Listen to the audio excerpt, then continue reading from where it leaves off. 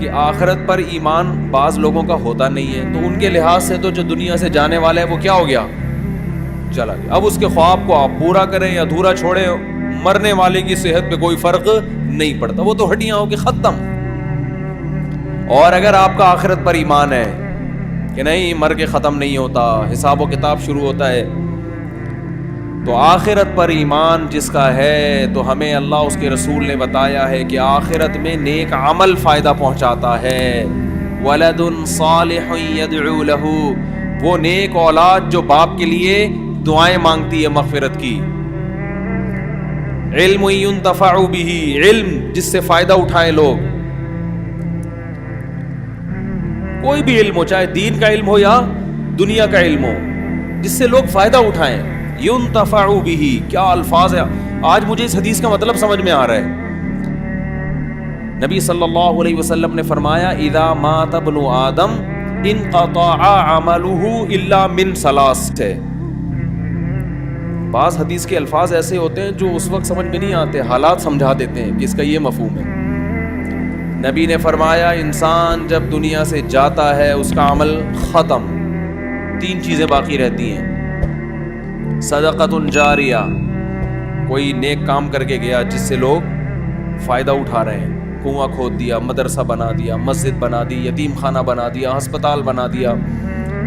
ولد صالح يدعو له، نیک اولاد جو باپ کے لیے دعائیں. سوال پیدا ہوتا ہے اولاد اگر نیک نہ بھی ہو تو بھی باپ کے لیے دعائیں مانگے گی، وہ تو باپ کو فائدہ ہوگا. تو صالح کا لفظ اللہ نبی نے کیوں بتایا نیک اولاد؟ سوال پیدا ہوتا ہے کہ نہیں ہوتا؟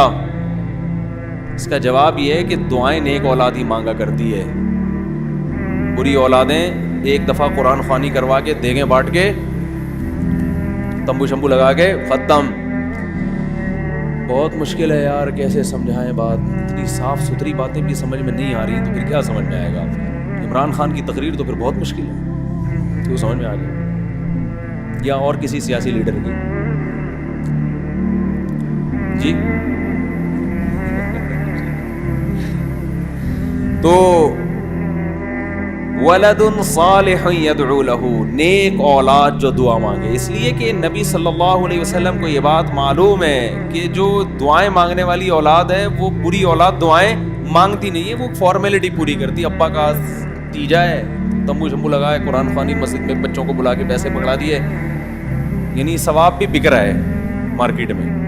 ٹھیک ہے نا، کہ مدرسے کے بچوں کو بچے بھی دیکھ رہے ہوتے ہیں آج بریانی ٹائٹ، وہ اسی حساب سے بخشش کی دعا کرتے ہیں جتنی اس بریانی میں بوٹیاں نظر آئیں. اگر دال چاول کھلاؤ گے تو وہ ایسی پھسی سی دعا نکلے گی ان کے منہ سے. ٹھیک ہے، جتنا گاڑھا سالن ہوگا اتنی زیادہ بخشش دعا، یعنی ایسی پاورفل دعا. تو وہ فارمیلٹی ہے کہ ابا تھے، پھر سالانہ برسیاں منا لیتے ہیں. یہ کوئی مغفرت کا، یہ کوئی اصالہ ثواب تھوڑی ہے، کچھ بھی نہیں ہے، ایسے ہی انٹرٹینمنٹ ہے. ایک فارمیلٹی ہے کہ ہر قوم میں کچھ رسومات ہوتی ہیں تو مسلمان بھی کچھ رسومات کر لیتے ہیں. یہ دعا نہیں ہے. حکیم الامہ مولانا اشرف علی تھانوی رحمہ اللہ تعالیٰ تھے بڑے کڑک مزاج. ان کو کسی نے ہدیہ دیا اور فرمایا، ہدیہ دیتے ہی فرمایا دعا کریں میرے لیے. انہوں نے فوراً ہدیہ واپس کیا، فرمایا ہمارے ہاں دعائیں بکتی نہیں ہیں. یعنی مطلب یہ کہ فری میں بھی میں کر سکتا تھا، ہدیہ دے کے فوراً کے دعا کریں تو اس سے گویا یہ لگ رہا ہے کہ پہلے یہ پیسے لے لیں اس کے بعد کیا کریں. وہ کڑک مزاج تھے تو وہ کہہ دیا کرتے تھے. انہوں نے کہا یہ ہمارے یہاں فری میں دعائیں ہو جاتی ہیں. تو وہ پھر معذرت کی اس نے، حضرت وہ تو میں ویسے ہی لگا دیا میں نے ساتھ میں، مقصد تو یہ تھا کہ دعا کریں، تو میں ویسے ہی دے رہا ہوں.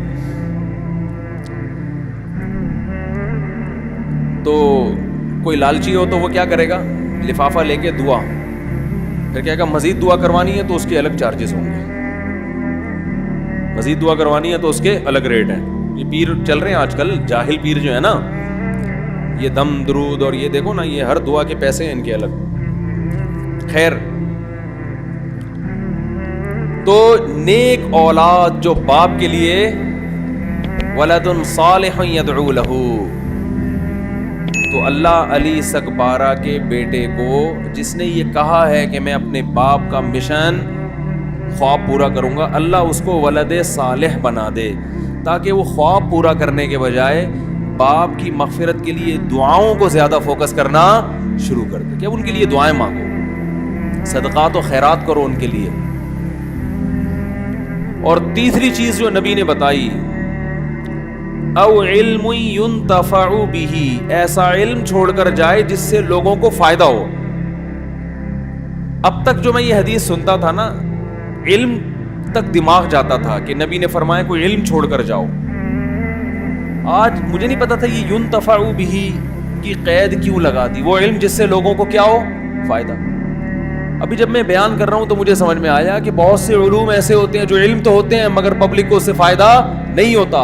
جیسے کوہ پیما کو عبور کرنا، یہ علم تو ہے، یہ بھی ایک علم ہے نا. ہر آدمی کا کام تھوڑی ہے.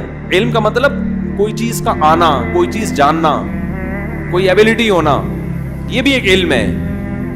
ہر آدمی یہ کام نہیں کر سکتا، جس کو آتا ہے وہی کرے گا. تو اس علم سے اگر بعد والوں کو فائدہ ہو رہا ہے پھر تو یہ علم فائدہ پہنچائے گا. فائدہ نہیں ہو رہا تو پہاڑ سر کرنا بذات خود کوئی کمال کی بات نہیں ہے. تو ينتفع به، اے اللہ، نبی نے فرمایا وہ علم جس سے لوگوں کو، وہ علم ڈاکٹر عبد القدیر خان کے پاس ہے جس سے لوگوں کو کیا ہو رہا ہے، قوم کو کیا ہو رہا ہے، فائدہ. وہ علم ڈاکٹروں کے پاس ہے جس سے لوگوں کو کیا ہو رہا ہے، فائدہ. وہ صحیح حکیموں اس لیے حکیموں میں 2 نمبر بہت مارکیٹ میں آ گئے ہیں. وہ صحیح حکیم ہوتے ہیں ان کے پاس ہے. تو اور ایک اور حدیث میں آتا ہے، آپ صلی اللہ علیہ وسلم نے دعا مانگی، اللہم انی اعوذ بک من علم لا ينفع ومن عین لا تدمع ومن دعاء لا یستجاب لها. اے اللہ، میں تیری پناہ مانگتا ہوں ایسی آنکھ سے جو روتی نہ ہو. سخت آنکھیں ہوتی ہے نا، نصیحت کی بات سن کے بھی اس کو رونا نہیں آتا. مجھے ایسی آنکھ نہیں چاہیے، ایسی آنکھ چاہیے جو تیری یاد میں، تیرے خوف سے روتی ہو. فرمایا وَمِنْ عِلْمٍ لَا يَنْفَعُ، اور ایسے علم سے بھی پناہ مانگتا ہوں جو فائدہ، بولو نا بھائی، نہ پہنچائے.